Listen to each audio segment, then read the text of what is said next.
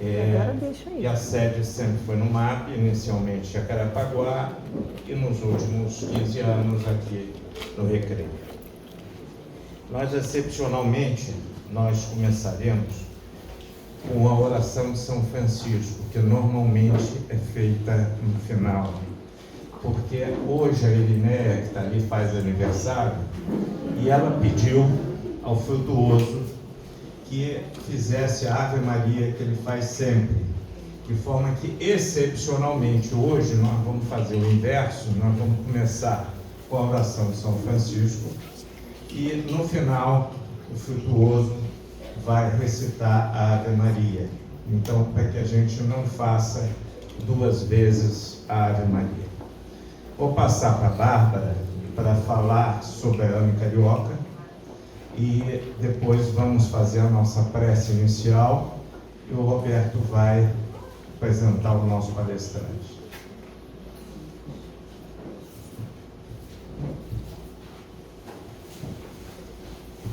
Boa noite a todos. Brevemente, só apresentar as atividades da Associação Médica Espírita Carioca. Então, a gente inicia agora em março com as nossas palestras, que é toda segunda-feira do mês, sempre aqui nesse salão, palestras gratuitas e abertas, com todos convidados a partir das 19h30. Nós também temos as atividades do Instituto de Saúde, que são práticas integrativas e espirituais, acontece toda sexta-feira, de 14 horas às 15h30. São atividades em parceria da AME Carioca com o MAP.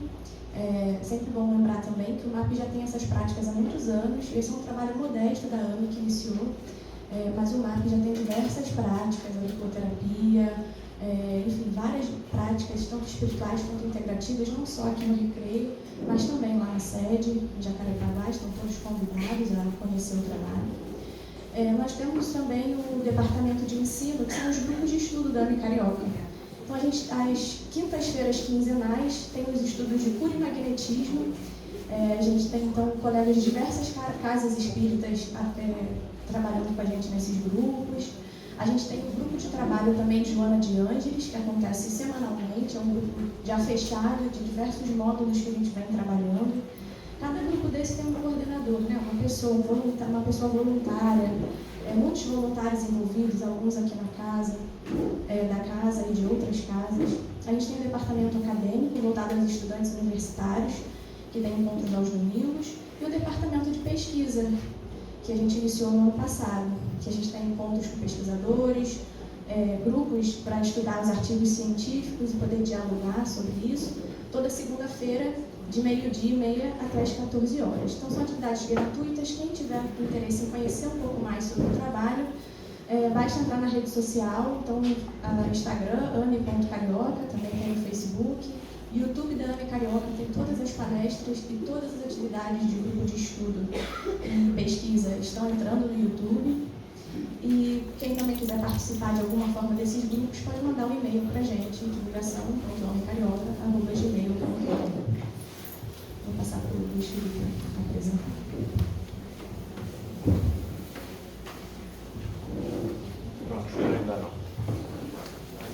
Não tira ainda não. Interessante, antes de nós realizarmos a nossa prece inicial, nós estávamos vindo juntos hoje, Frutuoso, minha esposa Mônica, Fernanda, e a gente verificava alguns aspectos de extrema importância a todos nós.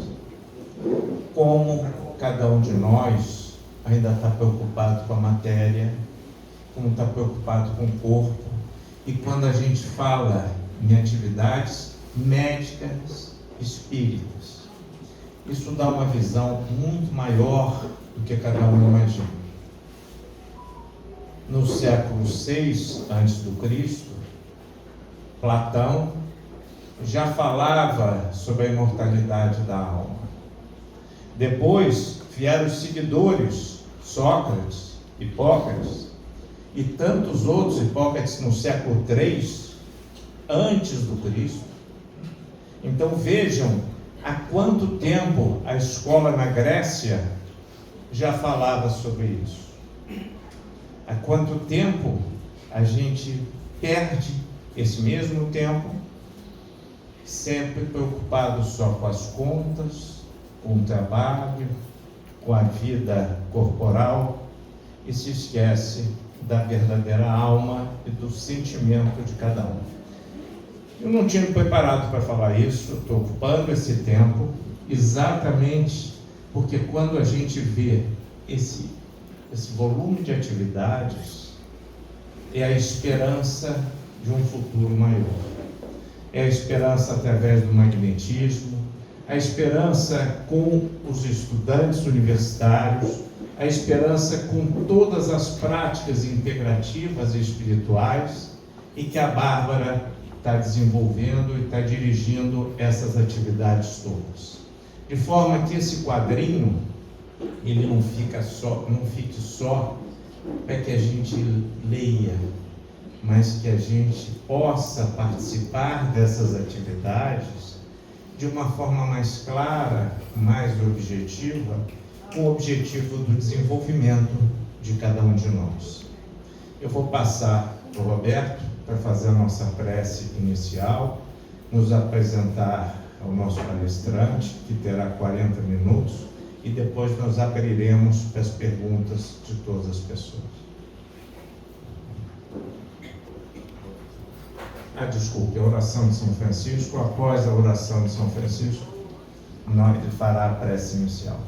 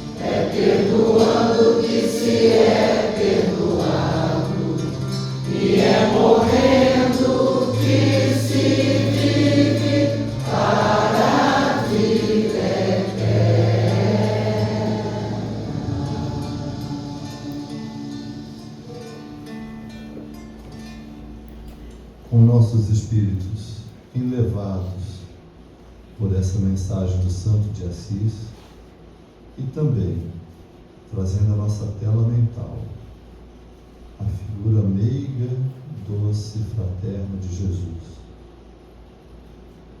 Iniciamos as atividades da Associação Médica Espírita com essa proteção divina. A casa, hoje repleta de trabalhadores, de benfeitores, todos nós tentando compreender um pouco mais da nossa saúde, da nossa doença, o que nos traz aqui, das ferramentas de como podemos vencer as nossas dificuldades, como superamos esse estágio de evolução que estamos agora. Esse ambiente puramente elevado, puramente construído pela misericórdia divina, é o ambiente mais do que inspirador para a nossa atenção, para o nosso cuidado, acima de tudo, para a nossa gratidão. Gratidão por estarmos aqui, sob tanta proteção. Gratidão por tudo que nos cerca. E essa gratidão nós transformamos num pedido singelo de que a proteção venha sobre toda a superfície do nosso planeta, tão necessitado nesse momento. Que tenhamos uma reunião de profundo conhecimento, desde já, que saibamos não só absorver tudo que ouviremos, mas que isso faça parte da nossa transformação, da nossa reforma íntima, e que sejamos propulsores dessa mola tão forte que é o Cristo e o seu Evangelho. Que assim possa ser. E nessa noite, nós temos o privilégio de receber o querido Paulo César Frutuoso. A casa cheia, como poucas vezes a gente vê na nossa reunião da AME, já reflete as contribuições, o trabalho que esse missionário do Cristo faz. Todos os senhores já o conhecem, a sua dedicação, seu trabalho, não só como médico, mas também como médium, um trabalhador de casa espírita. Mais do que isso, ele é hoje um motor propulsor de todo o conhecimento que ele obteve diretamente das fontes mais inspiradoras e de trabalho, né, de uma relevância incrível. Alongar-me mais seria subtrair de todos nós a oportunidade de ouvirmos uma pessoa tão especial, um amigo fraterno de todas as casas espíritas, hoje um missionário, um divulgador da doutrina espírita, e eu diria também, né, aquele que nos alerta sobre tudo que nós precisamos entender e como superar, né, todas as nossas dificuldades. Querido amigo, irmão Paulo César, é uma honra tê-lo aqui mais uma vez, é uma oportunidade ímpar para todos nós e para mim ainda mais especial, tantos anos de convívio e inspiração que o Senhor nos traz. Seja bem-vindo mais uma vez, desde já, Deus te pague por tudo que o Senhor traz para nós. Muito obrigado.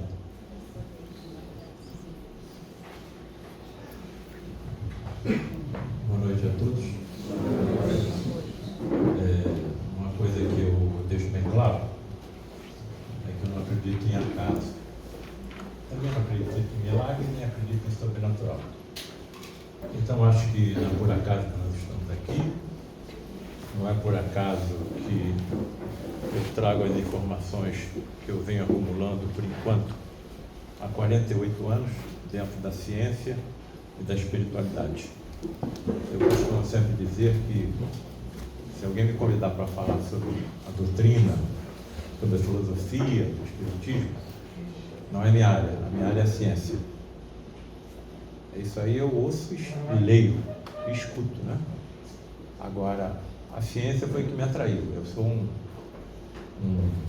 torturado pela curiosidade científica. Estou querendo saber sempre o porquê, por que o céu é azul, por que a nuvem é branca, por que o espermatozoide do meu pai se uniu com a óvulo da minha mãe e formou uma estrutura de tamanha complexidade como esse corpo. Então isso foi que me empurrou na estrada que eu estou. E ainda a fenomenologia fantástica que foi colocada à minha frente. Isso saindo da faculdade de medicina. Hein? Então, se eu acredito hoje, não é porque um líder religioso me tenha dito que é assim. Não é porque um ente querido me tenha dito que é assim. Se eu acredito é porque eu sei que é assim. E eu não procurei, foi jogado no meu colo. E eu tive que tomar uma tremenda decisão. Vou sair correndo, nada disso está acontecendo na minha vida. Alguém vai aqui e vai se entregar anestesiado a um cirurgião que acredita em fantasmas? Ou então me volto para a direita e vou buscar na ciência e na história, se alguém viu o que eu vi. Aí eu não parei mais, até prêmio Nobel viu. Então, bem, esse é o motivo de nós estarmos aqui. Remissões aparentemente espontâneas, não é? E que foi um convite que nos foi feito ao lado do nosso Felipe, lá no Congresso de Medicina e Espiritualidade, lá em São Paulo. Nós falamos sobre isso. Bem, estou sendo meu neto de 6 anos que me assessora aqui na tecnologia. Abertamente. Beleza. Tá bom. Bom, você não vai acreditar no que você vai ouvir. E a Mônica eu pedi para tomar um calmante. Ô, doutor Paulo César, como é que você entrou nessa? O senhor sabia que o senhor seria escritor? Claro que não. Aí eu estava num atendimento caritativo do ambulatório do Lar de Frei Luís, cuidando da pobreza da região, quando o funcionário se aproximou de mim e falou o seguinte: doutor Paulo César, o presidente Rocha Lima já escreveu 8 ou 9 livros e está com 93 anos, senil, e deixou um arquivo aí para escrever mais um livro, mas ele não vai ter condição de escrever. Não quer escrever não? Claro que não sou escritor, eu não quero nem tentar. Cadê o arquivo dele? Aí me levou na sala do Rocha Lima, uma bagunça completa, nem mesa nem cadeira tinha, papel para lá, papel para cá, artigo, livro, fotografia, revista. Cara, que bagunça é essa? Cadê o arquivo que ele deixou? Está naquela pasta ali no chão de cartolina. Abri às 2 horas da tarde. Quando era às 6h30, ele foi lá na sala novamente. Doutor Paulo César, eu estou aqui há 4 horas e meia. Não vai embora não? Eu falei, o quê? Já está de noite. O senhor esqueceu da vida? Esqueci. Eu fiquei tão assim, impressionado, atraído pelo arquivo que o Rocha Lima deixou, fundador do Lar de Frei Luís, que esqueci da vida. Aí falei assim, olha, isso aí não é para mim não. Procura alguém que tem experiência, que seja escritor, não é comigo não. Tá bom, doutor Paulo César, pelo menos nós pedimos, levanta para ir embora. Quando eu levanto para ir embora, eclode na minha cara uma folha de papel. Eu peguei aquela folha de papel, uma mensagem captada em 1956 por Francisco Cândido Xavier. E nós estávamos em 1995. Título da mensagem: Nos domínios das sombras. Um líder das trevas reúne os seus comandados e diz o seguinte: olha, eu quero que cada um dê uma sugestão do que fazer contra o espiritismo, porque ele está tomando conta do mundo e da humanidade. E a terra e a humanidade é nossa propriedade. Eu quero saber a opinião de cada um.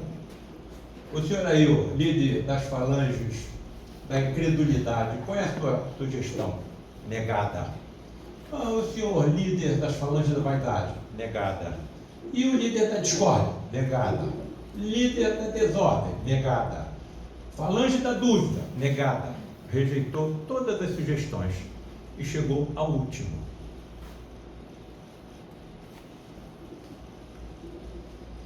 Falange da preguiça. Epa, será que estão me mandando algum recado? Qual é a sugestão? Olha, vamos intuir na mente dos espíritos que o espiritismo é a salvação da humanidade, que Jesus é o Cristo planetário, que tudo que eles pregam é verdade. Espera aí, você está jogando do nosso lado ou está jogando contra nós? Senhor, estamos jogando, majestade, do seu lado, mas você está defendendo exatamente o que nós queremos combater. Excelência, deixa eu completar. Complete.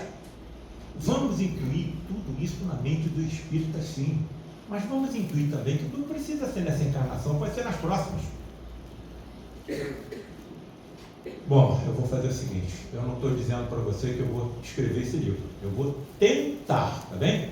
Tudo bem, doutor Paulo César, então estou tentando. Olha o resultado. casa existe, isso tudo foi pela casa.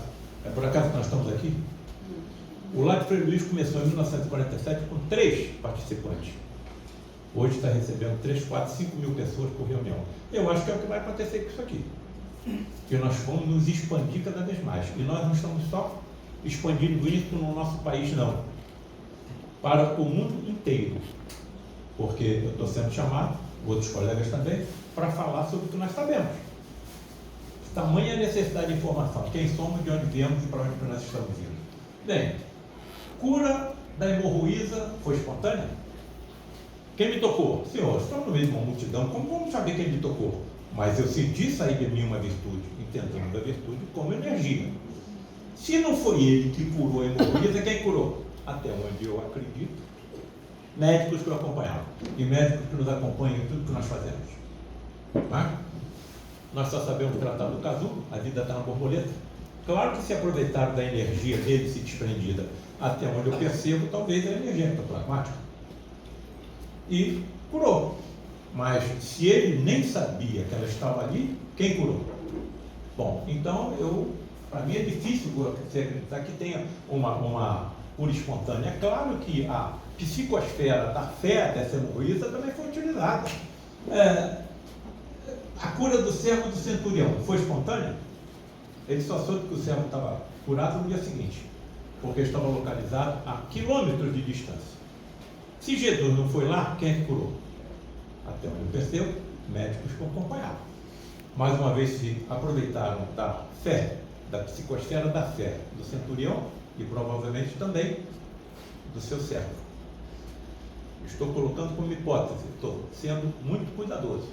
Agora, daqui a pouco eu vou passar por lá de lá. E as informações que nos chegam são preciosíssimas.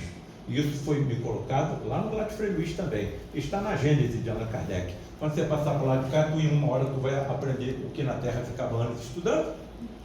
Você acha que você esqueceu tudo que você aprendeu? Tu entrou na faculdade em 1970, nós estamos em 2026. O que eu lembro? Aquilo que eu faço, dou aula em 2 faculdades, e aquilo que eu faço e aquilo que eu ensino. Bom, e o resto que eu aprendi desde 1970?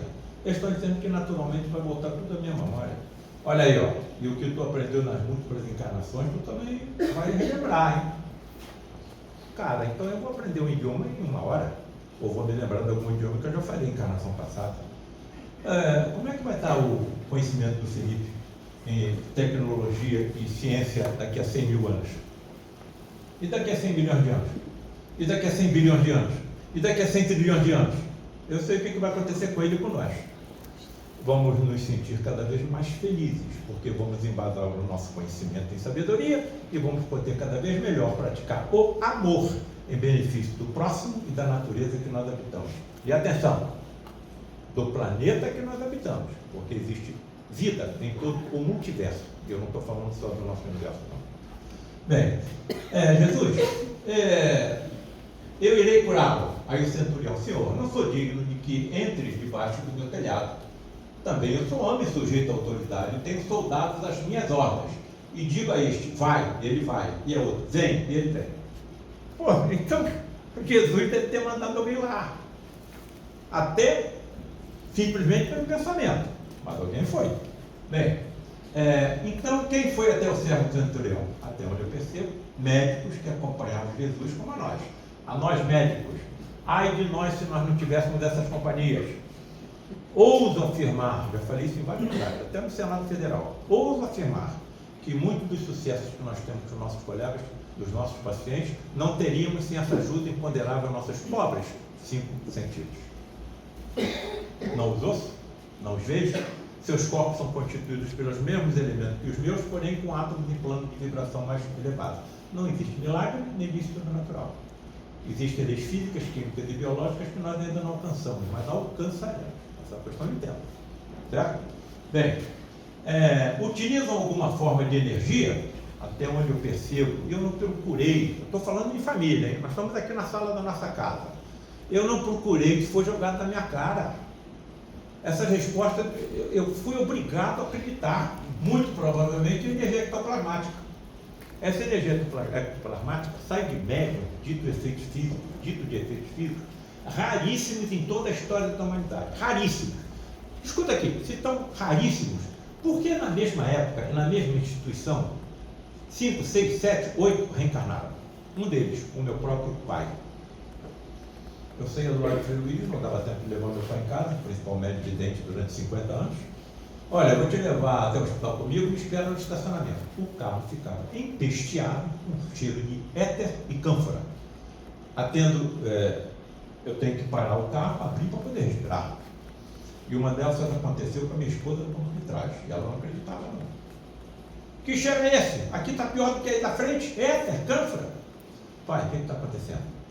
Os médicos que estão te acompanhando estão te dando uma prova e você não está sozinho. Se eu não estou sozinho, nenhum médico da Terra que honra a sua profissão estará, porque a saúde humana é extremamente importante para a inteligência que nos acompanha como família universal. Você não pode fazer nada sem saúde. Então, nem aqueles que em nisso não acreditam, estão sozinhos. E aqueles que acreditam, eu sugiro uma ferramenta maravilhosa, preciosíssima, a prece.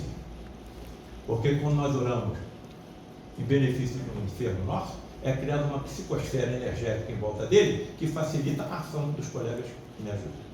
Centro cirúrgico para mim é um ambiente sagrado, um ambulatório é um ambiente sagrado, uma enfermaria é um ambiente sagrado, um consultório é um ambiente sagrado. Então eu acho que eu tenho que utilizar essa ferramenta sim. Agora, esse ectoplasma, que é essa energia que se extravasa do médium de efeito físico, sai principalmente pelos orifícios naturais do corpo humano, mas principalmente pela boca, pelo ouvido e pelo nariz. Olha aí, o cara cuspiu na terra e pulou cego. Se sai o ectoplasma pela boca, será que não foi o ectoplasma que saiu da boca de Jesus naquele momento? Que médium ele é. Como é que ele podia ter curado um cego sem conhecer toda a estrutura de um globo ocular? Uma das mais complexas estruturas que o mundo conhece. Então ele tinha que ter conhecimento científico também. Ele não poderia ter curado um leproso sem conhecer a existência do bacilo de Hansen. Ele não conseguia fazer um paralítico andar sem conhecer a estrutura óssea, nervosa e muscular do corpo humano. Há 2000 anos ninguém sabia disso. Onde foi que ele aprendeu? Segundo Emmanuel, em sistemas solares, ele não fala mundo, em sistemas solares que nem existem mais. Me parece que esse é o nosso caminho. Nós todos somos imortais, certo? Agora, onde é que eles atuam? No perispírito, que não é um corpo de vaga neblina, e sim uma organização viva, energética, que se amoldam às células. Não existe forma sem forma. Então é ali que eles atuam. Grande parte, vocês sabem disso melhor ainda do que eu, das doenças que nós tratamos não tem origem no corpo físico, e sim no corpo extrafísico, em decorrência das atitudes equivocadas com o próximo, com a natureza em vidas passadas. E muitas vezes esse corpo funciona como um aspirador das impurezas que nós depositamos e também de um corretivo das deformações que nós causamos nesse corpo extrafísico. Bom, e aí o que acontece? Cada vez eu vejo mais a ciência se aproximar da religião. A ciência já está estudando o perispírito com outro nome, campo morfogenético, principalmente através desse pesquisador Sheldrake. Bom, então me parece que nós estamos no caminho, até onde eu percebo, a salvação da humanidade está na aproximação entre a religião e a ciência, com a ciência comprovando que as religiões pregam a verdade. Aí está tudo salvo. Esses corruptos, corruptores, assassinos, pedófilos, feminicidas, terroristas, se vacinam contra tudo e os seus filhos também. Quem é que provou a existência do microorganismo? A ciência. Onde é que eles estão? Não estou vendo? Na minha pele, no ar que eu respiro, nas minhas roupas, nos meus alimentos. Quem provou isso foi a ciência. Espírito é energia. E a nossa tecnologia médica está tão sensível que depois vai detectar a existência do espírito. É energia. Na separação entre os dois corpos, aí tu vai matar quem? Para que pena de morte? Para que suicídio se não existe morte? A humanidade está salva. Bem, aqui está porque não existe forma sem forma. Foi o que eu falei no início. Se unir os espermatozoides com meu pai, dá uma célula chamada zigoto, que dá 2, 4, 8, 16, 32, 64 células absolutamente iguais em tudo. Daqui a pouco uma se transforma numa célula do fígado, outra no estômago, outra no olho, outra no neurônio, outra no osteoblasto. Cara, se são células exatamente iguais em tudo, o que é que está comandando essa diferenciação? uma forma extrafísica, o perispírito. Sede de uma grande quantidade de doenças que nós só estamos tratando o efeito, porque a causa a nossa ciência ainda não reconhece. Então, como é que essas deformações e impurezas dele foram parar? Cara, o que eu fiz em vidas passadas? Eu matei alguém? Eu me suicidei? Eu desviei o dinheiro da saúde, ocupando um cargo público, da educação, do saneamento básico? Isso tudo fica grafado no meu perispírito, não adianta. Tu passa por lá de lá, as máscaras caem. Você não esconde nada. Então, eu acho que aqui está a verdadeira salvação da humanidade. Agora, onde é que eu alcancei as convicções inabeláveis que aqui apresento? Vocês estão percebendo uma coisa? Com todo respeito. A firmeza com que eu falo. Está percebendo? Cara, de onde que esse cara tira tanta firmeza? Parece que não foi porque alguém me contou. Então, onde é que eu consegui a certeza disso? No Lar de Frei Luís. Eu estudei em vários locais, do Brasil e fora do Brasil. Nessa encarnação, onde eu mais aprendi foi no Lar de Frei Luís. Principalmente nessa estrutura aí, no meio de uma floresta, numa montanha, no bairro de Jacarepaguá. Um auditório com 80 lugares. No centro, digamos, um santuário, onde os fenômenos de teletransporte e materialização de espírito aconteceram durante 60 anos. 60 anos! Isso aconteceu em algum lugar do planeta Terra na história da humanidade? Toda vez que eu mostro essa figura, eu faço a seguinte indagação, para a reflexão de todos. Para que se construiu uma estrutura dessa no meio de uma floresta, no alto de uma montanha em Jacarepaguá? Quanto custou? A não ser que algo extremamente importante ele aconteça. E aconteceu. Bem, olha e aí os espíritos materializados. Tanto estão materializados que impressionaram as chapas fotográficas. Foi isso que aconteceu com Jesus há 2000 anos. Ele sai da cova, depois de 3 dias, sepultado no calor do deserto, com seu corpo todo reconstruído. Quem é o médico que acredita nisso? Agora, eu fui obrigado a acreditar, porque me foi mostrado como isso é possível. Dá para entender? Não. Estou no empirismo. Sei que acontece, não sei como acontece, então a fenomenologia não pode ainda ser repetida em laboratório. É só questão de tempo. Estamos caminhando. Não existe morte. Bem, principalmente quem? Médicos. Aí se coloca na minha situação, vendo isso acontecer durante 40 anos, e eles conversando comigo, não é incorporado em médio não, é conversando comigo materializado, e o médico está desmaiado na cabine. E naquele auditório com 80 pessoas presentes, todo mundo vendo. Agora, qual é a principal razão para que isso aconteça? Atendimento a pacientes graves que a nossa medicina pouco pode ajudar. Como a casa não existe, ou a casa entre aspas, principalmente cancerosos, a área que eu mais atuo. Eu sou um cirurgião oncológico. Quantos pacientes eu operei ao longo de 51 anos de formato?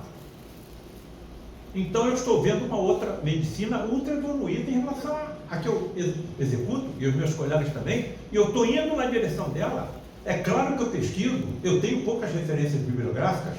Agora tem, por exemplo, um tal de André Luiz, que me traz informações preciosíssimas, em que eu devoro todos os seus livros.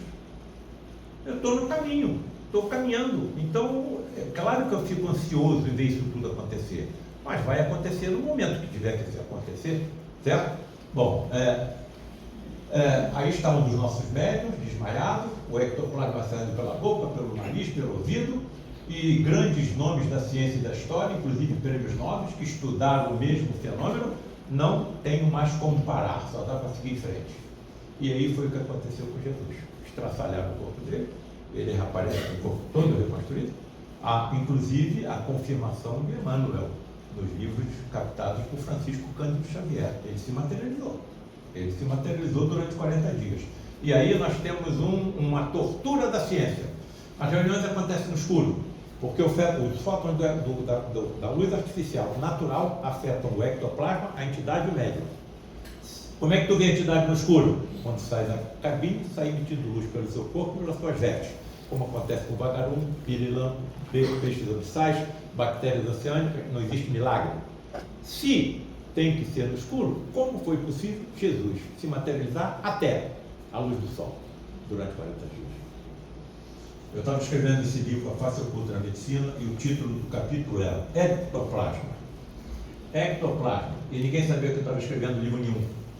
Naquela semana teve uma reunião de materializações e o Frederic von Stein, a entidade com quem mais eu conversei materializada, sem se descuidar do atendimento que estava fazendo materializado ao enfermo, ao meu lado, fez a seguinte colocação: Paulo César? Sim, Frederic.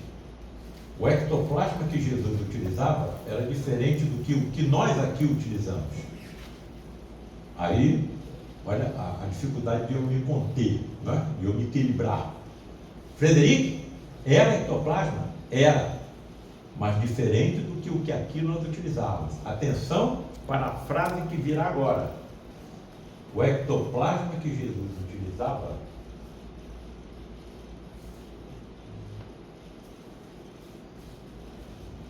vinha direto do Criador. Então existem várias formas de ectoplasma. Nós estamos no início de uma estrada, como é que nós vamos compreender isso? Mas nós vamos atingir a isso. E vamos utilizar essa energia que está dentro de nós, que está dentro de cada ser vivo, animal, vegetal ou hominal, de forma inteligente.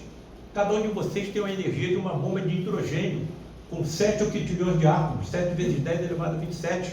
Se eu soubesse como manipular de forma inteligente essa energia, eu ia acalmar o mar e o vento, pelo menos em volta de onde eu estivesse. Agora, isso foi uma brincadeira diante do que Jesus manipulou para organizar um planeta como o nosso há 4 bilhões e 500 milhões de anos.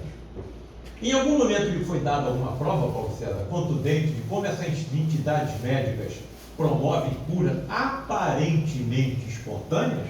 Sim. Com quem?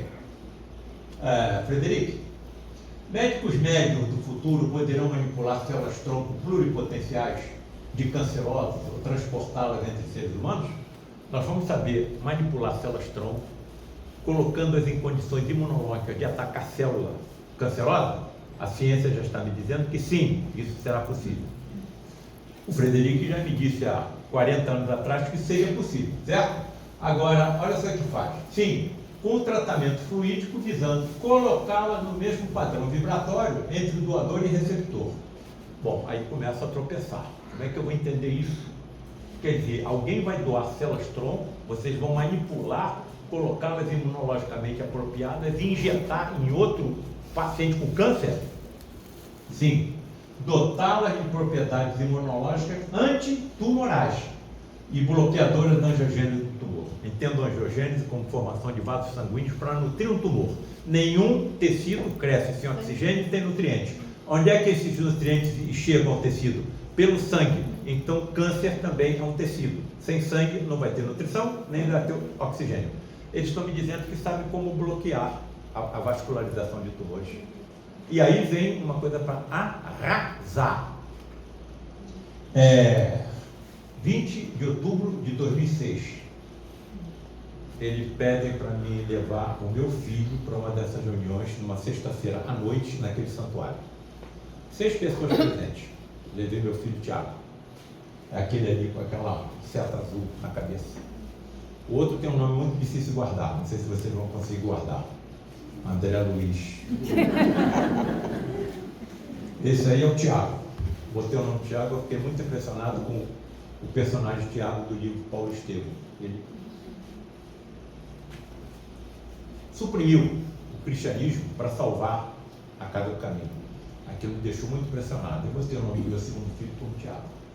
Bom, o que eles estão me dizendo? Olha, traga um frasco de laboratório com conservante. Nós vamos te provar, através do teu filho, que tem percepção mediúnica, tem qualidades mediúnicas, de como nós sabemos fazer isso. Tá bom. Bom, então o que eu fiz? Fomos para a sexta de noite, expliquei ao meu filho, Frederic sai incorporado no médium e diz o seguinte: cadê o frasco que eu pedi? Está aqui, cheio de líquido conservante. Coloque o filho do Paulo César dentro da cabine. Ele entra dentro da cabine, na penumbra, demora-se ali uns 5, 10 minutos, daqui a pouco meu filho sai com 2 manchas de sangue enormes, uma subcostal esquerda e outra no dorso. Subcostal esquerda, eu levei em consideração a possibilidade deles terem tratado do baço, um dos principais órgãos da imunologia do nosso corpo. No dorso, talvez a medula, Bem, Tiago, o que aconteceu? Papai, eu senti 2 agulhadas. Uma agulhada aqui embaixo da costela esquerda e outra na região lombar. Bom, tudo bem. Daqui a pouco saiu o Frederico com um frasco repleto de coágulos de sangue. Eu peguei aquilo, é lógico que eu indaguei. Eu posso mandar examinar isso aqui? Pode. Tudo bem. Levei para uma amiga minha, patologista do Instituto Oswaldo Cruz, lá em Manguinhos. Olha, passam-se algumas semanas, expliquei tudo a ela, ela sabe dessa minha vertente de pesquisa espiritualista, e ela liga para mim, olha, examinamos o material que você me entregou. Encontramos grande quantidade de glóbulos brancos chamados linfócitos. É o que a gente encontra nos exames de sangue que fazemos. Agora, teve uma coisa muito curiosa aqui. O que houve? Nós estamos recebendo um grupo de pesquisadores franceses e entregamos o material para eles examinarem.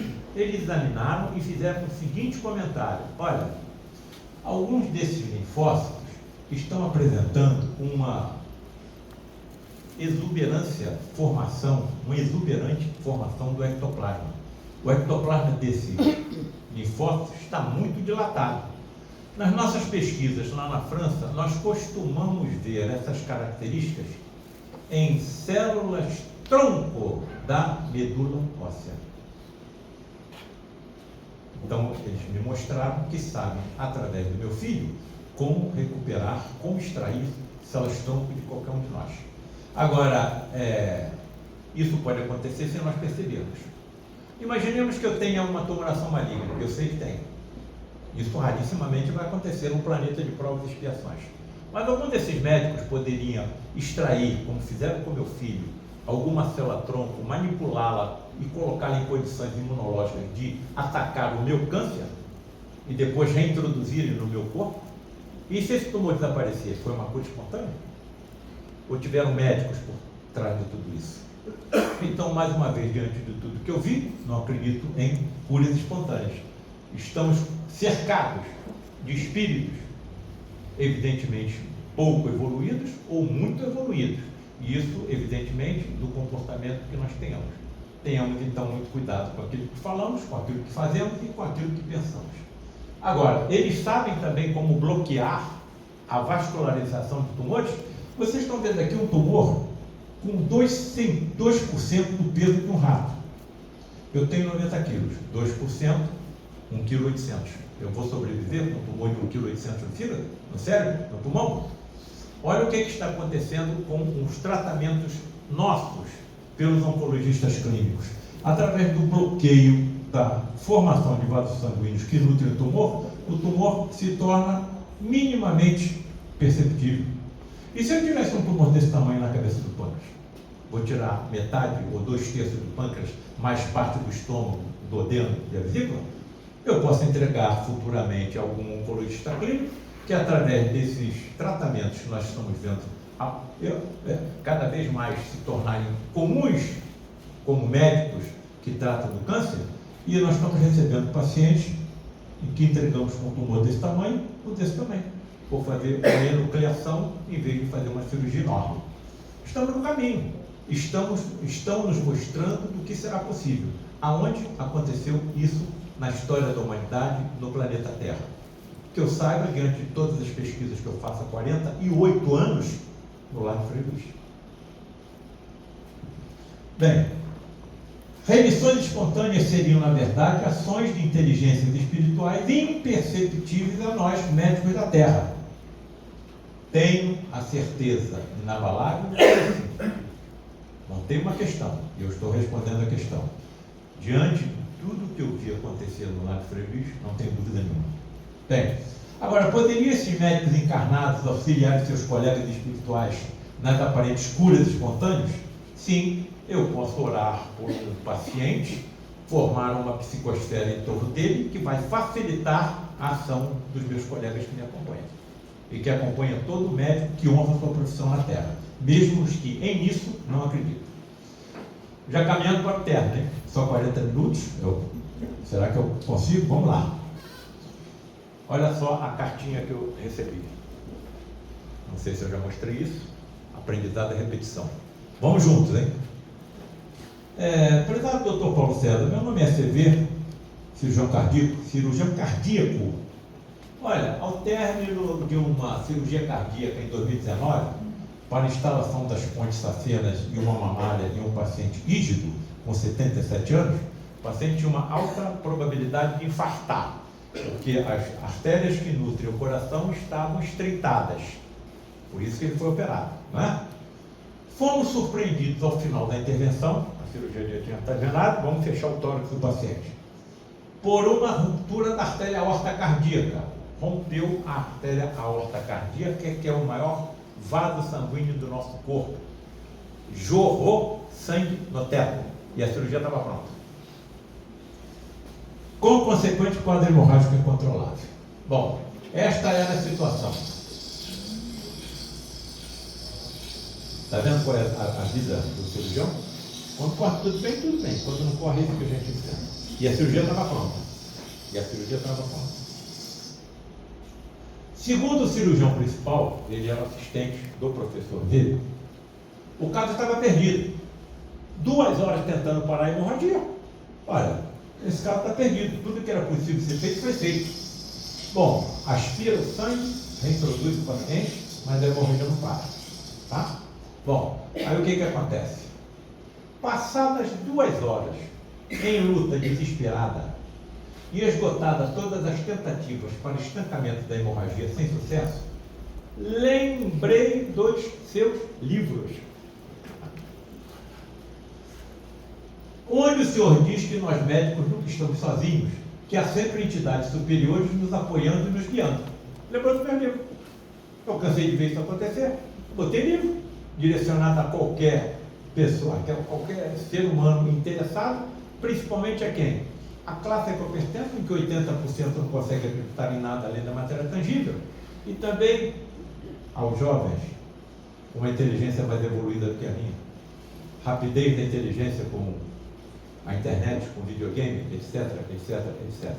Bem, nunca estamos sozinhos, que há sempre entidades superiores nos apoiando e nos guiando. Pedi então em pensamento, ele fez uma oração dentro da sala de cirurgia, que se existisse alguém ali me apoiando, que me fosse mostrada alguma solução para aquele caso aparentemente insolúvel. Imediatamente uma ideia surgiu em minha mente e foi adotada, mas não foi adotada imediatamente. O professor falou: camarada, não adianta insistir, esse caso está perdido. Há 2 horas, professor, por favor, atenda a minha sugestão. Quem sabe, por favor, insistiu, e o professor acabou aceitando. E o que aconteceu? Para a surpresa de todos, em menos de 2 minutos, o sangramento foi sendo contido e o paciente salvo sem qualquer sequela. Agora vou precisar de vocês. Conto com vocês? Continuo nessa estrada ou pulo fora? Continuo. Será que se eu não tivesse escrito nada, esse paciente teria sido salvo? Então, entendendo a importância de tais reuniões, todo mundo aqui conhece médico. Joga uma semente aí, ó. Eu trouxe um presente para o senhor. Então, esse livro, A Face Oculta na Medicina.